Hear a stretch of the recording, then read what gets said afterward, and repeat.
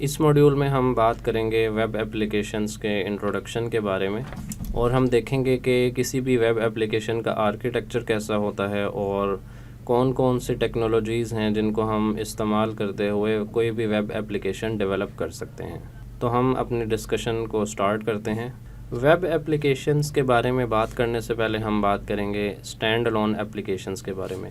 Stand alone applications ऐसे software programmes हैं जो यूज़र के डिवाइसेस पर इंडिपेंडेंटली रन होते हैं और इनको रन होने के लिए किसी इंटरनेट कनेक्शन की ज़रूरत नहीं है। फॉर एग्ज़ाम्पल, अगर मैं डेस्कटॉप सॉफ्टवेयर्स की बात करूं तो वो हम बग़ैर इंटरनेट कनेक्शन के इस्तेमाल कर सकते हैं, जैसा कि माइक्रोसॉफ्ट वर्ड, और हम मुख्तलिफ़ तरह की वीडियो गेम्स खेलते हैं, तो इनको हम कह सकते हैं कि ये स्टैंड अलोन एप्लीकेशंस हैं। अब हम बात करेंगे वेब एप्लीकेशन के बारे में। किसी भी वेब एप्लीकेशन को हम ब्राउज़र के थ्रू एक्सेस करते हैं तो हम कह सकते हैं कि वेब एप्लीकेशन एक ऐसा सॉफ्टवेयर प्रोग्राम है जिसको हम ब्राउज़र के अंदर रन करते हैं। वेब एप्लीकेशन को एक्सेस करने के लिए ज़रूरी है कि हमारे पास एक्टिव इंटरनेट कनेक्शन हो। अगर हम इसकी एग्जांपल्स की बात करें तो बेशुमार ऐसी वेब एप्लीकेशंस हैं जिनको हम डेली लाइफ में यूज़ करते हैं। For example Gmail, Facebook, online banking systems. हम डेली लाइफ में मुख्तलिफ़ तरह की वेब एप्लीकेशंस को यूज़ करते हैं। इनमें स्टैटिक वेब एप्लीकेशंस भी हैं, ई कॉमर्स वेबसाइट्स हैं, डायनामिक वेब ऐप्स को हम यूज़ करते हैं जिनमें डायनामिकली कंटेंट जनरेट होता है। मुख्तलिफ़ तरह के कंटेंट मैनेजमेंट सिस्टम्स हम यूज़ करते हैं जैसा कि वर्डप्रेस। इसी तरह हम portal web apps and progressive web apps को भी हम इस्तेमाल करते हैं। इन सब टाइप्स के बारे में हम आने वाले मॉड्यूल्स में डिटेल के साथ डिस्कशन करेंगे। तो अब हम बात करेंगे कि एक वेब एप्लीकेशन काम कैसे करती है।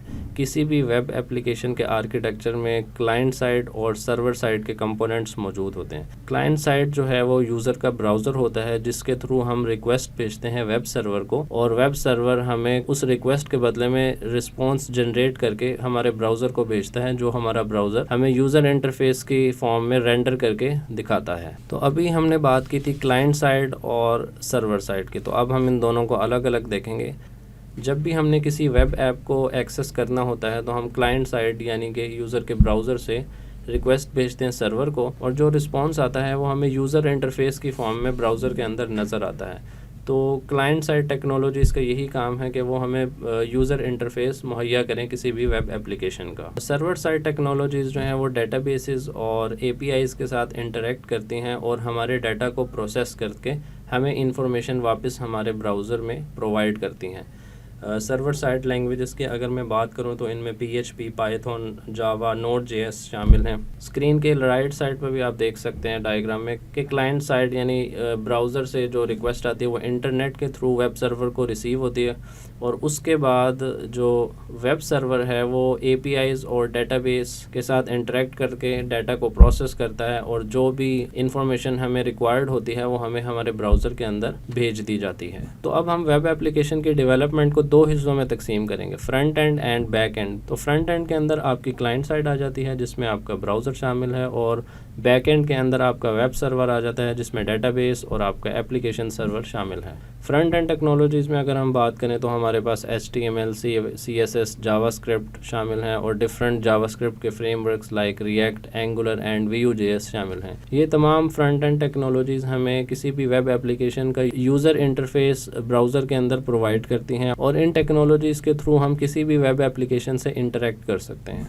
तो अब हम बात करेंगे बैक एंड टेक्नोलॉजीज़ की। बैक एंड टेक्नोलॉजीज़ जैसा कि पहले भी हमने जिक्र किया कि इनमें सर्वर साइड के जितने भी ऑपरेशंस हैं वो आ जाते हैं, और इनमें अगर हम लैंग्वेजेस की बात करें तो इसमें Express.js है, Django फ्रेमवर्क है, और Ruby on Rails लैंग्वेज है, PHP है, एट्सेट्रा। जावा में भी आप इसकी डेवलपमेंट कर सकते हैं। बैकएंड के ऊपर हम मेनली डाटा स्टोरेज और यूज़र ऑथेंटिकेशन और APIs के ऊपर काम करते हैं। तो अगर हम डिटेल में देखें तो हर लैंग्वेज का फ्रेमवर्क आपको स्क्रीन पे गिवन है। तो हर लैंग्वेज के अपने फ्रेमवर्क्स हैं जिनको इस्तेमाल करते हुए हम बैकएंड की डेवलपमेंट कर सकते हैं। फॉर एग्जांपल, अगर हम PHP की बात करें तो इसमें लारावेल फ्रेमवर्क है, कोडिग्निटर है, सिम्फनी है। इसी तरह हम पाइथन की बात करें तो डिजेंगो फ्रेमवर्क, यानी हम किसी भी लैंग्वेज के फ्रेमवर्क को यूज़ करते हुए वेब एप्लीकेशन का बैक एंड डेवलप कर सकते हैं। वेब एप्लीकेशन के अंदर अगर हम वेबसाइट्स की बात करें तो उनको हम दो मेजर कैटेगरीज में डिवाइड किया जाता है, static and dynamic websites.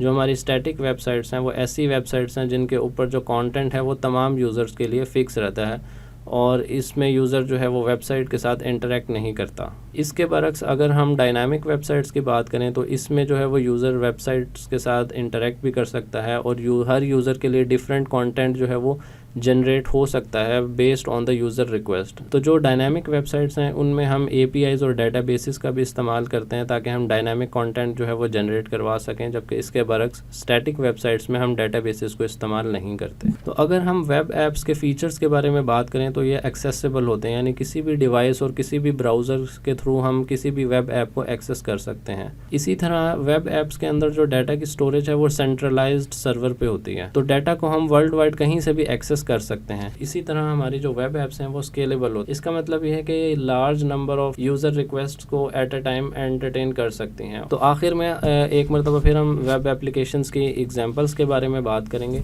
Social media platforms हम डेली यूज़ करते हैं, इसी तरह हम ई-कॉमर्स वेबसाइट्स यूज़ करते हैं, फॉर एग्जांपल अमेज़ॉन, eBay, दराज, एक्सप्रेस। इसके अलावा हम ऑनलाइन कोलैबोरेशन टूल्स इस्तेमाल करते हैं जैसे कि गूगल डॉक्स हैं, ट्रेलो है, टीम वीवर है। तो ये सब जो है हमारी वेब एप्लीकेशंस की एग्जांपल्स हैं।